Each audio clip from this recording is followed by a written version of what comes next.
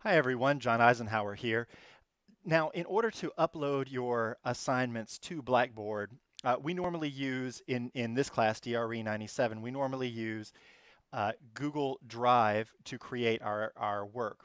Now, the reason I do that is that often students don't have another word processing program like Microsoft Word, and if they would wanted to purchase it, it would sometimes cost. I think students are telling me it's costing like $140 now for the student version, and since I don't want to put that undue financial stress on anyone, I just instead support this free program that we all have access to through student email accounts. Now, in order to get to it, like I said, you have to go through your student email, and there are actually a number of ways to get there. You can log in through any Google site just like you would log into any Gmail, but I'm going to show you how to go through the Fayetteville Tech website. Now, of course, the Fayetteville Tech website is faytechcc.edu, and when we get there, the link to access student email is right up at the top, almost in the middle of the screen, a little bit to the right. Click that and we'll be taken to this screen. Now, if you ever lose your password or you forget your password, if you click on this link here, you'll be taken to a page where you can fill out a form and get that reset. It's essential that you always have access to your student email, or you're going to miss very important communications from your faculty members and your instructors and the school itself. So I do know what my password is, so I'm going to click login. Okay, and you'll probably be taken to a screen where the login is empty. And so I'm going to type in the student version of my email address. You can see it popping up right now. Yours won't pop up unless you've already used it and saved it to your browser. Okay. And I'll click sign in, and it'll take me to my inbox.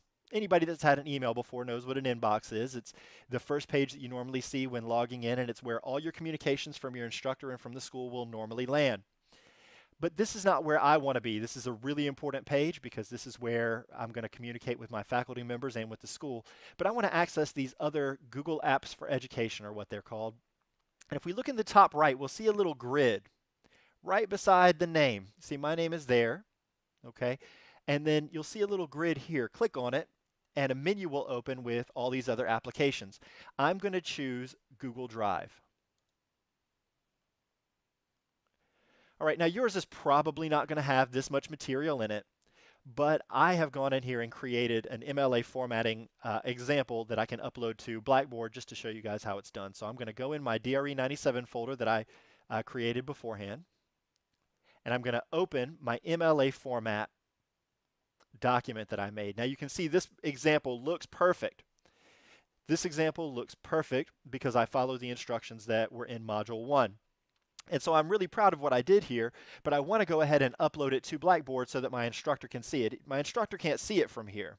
And if I were to just share it with this button over here, then my instructor wouldn't be able to give me any feedback and wouldn't be able to put the document in Blackboard so that there's a record of it there.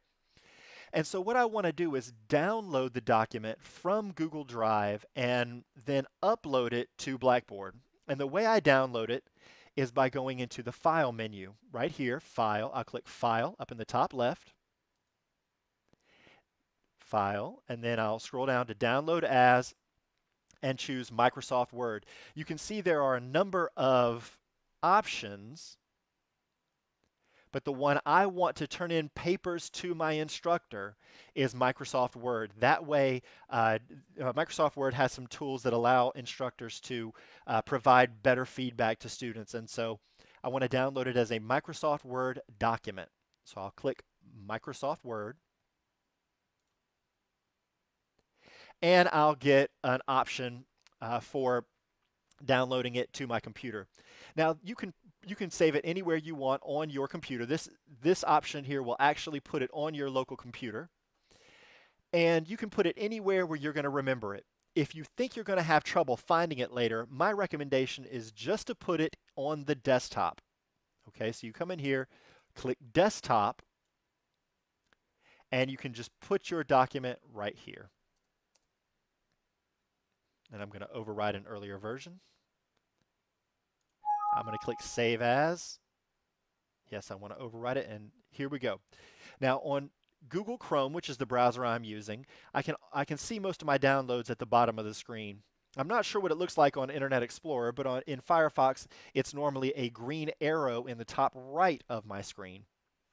And so I can see that my document downloaded here. If you don't have Microsoft Word on your computer, then if you click this document, it might say that your computer can't open it. That's just saying you don't have the right program to open it on your computer.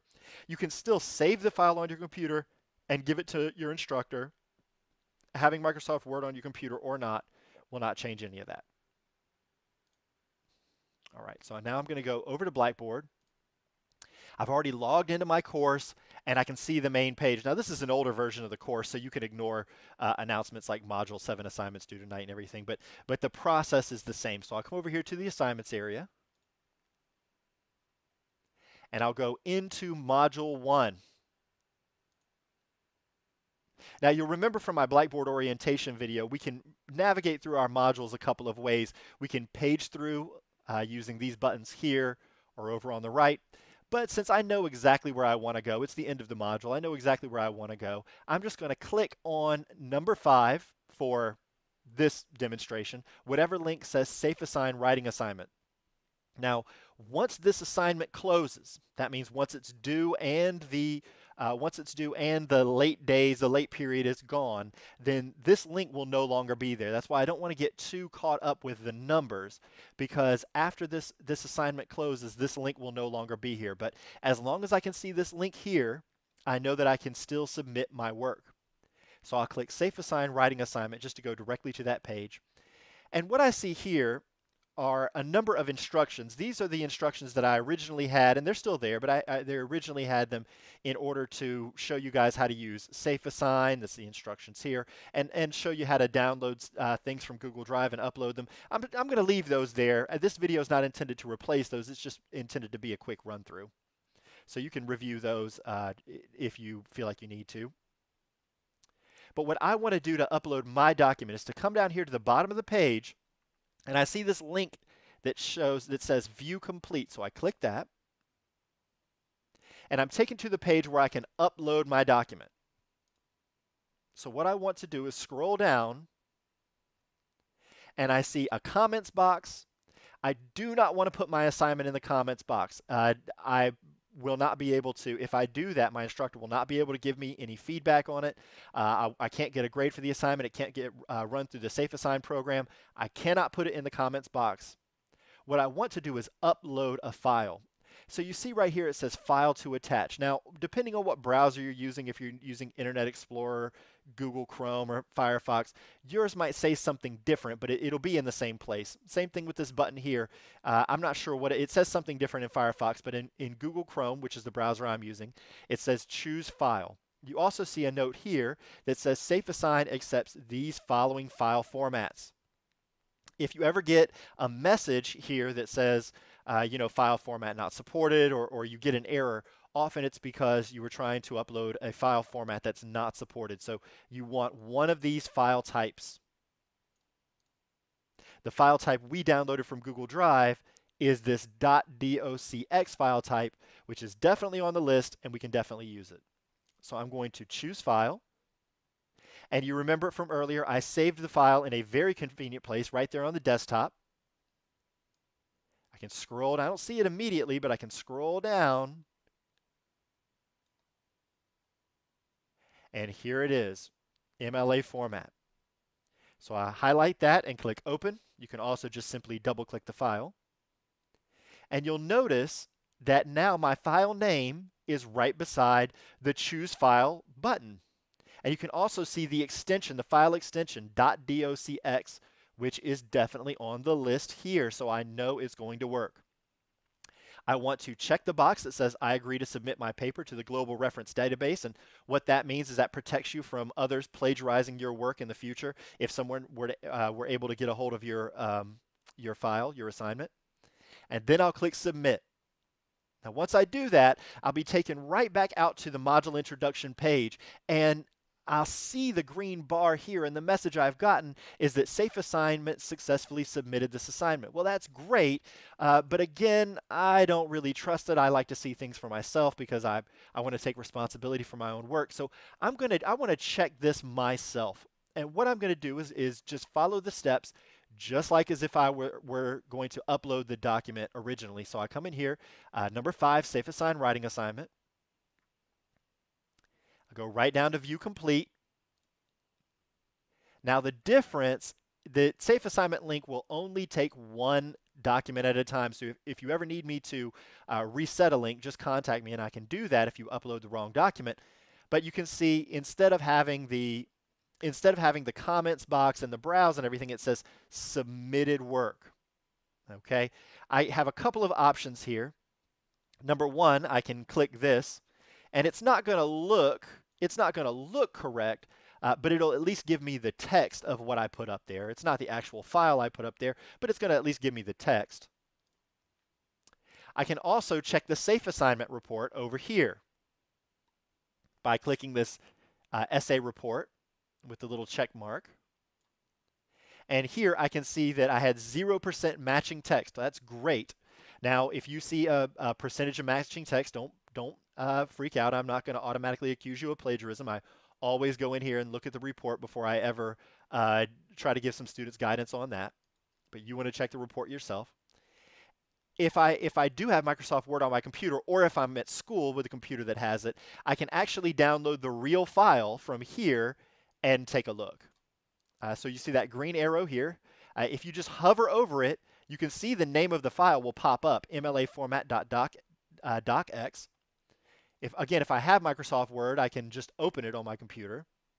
So I'll just download it here just to see. And oh, there it is. And if I open it, if I have Word, it'll open. If I don't, it won't open, but that's okay.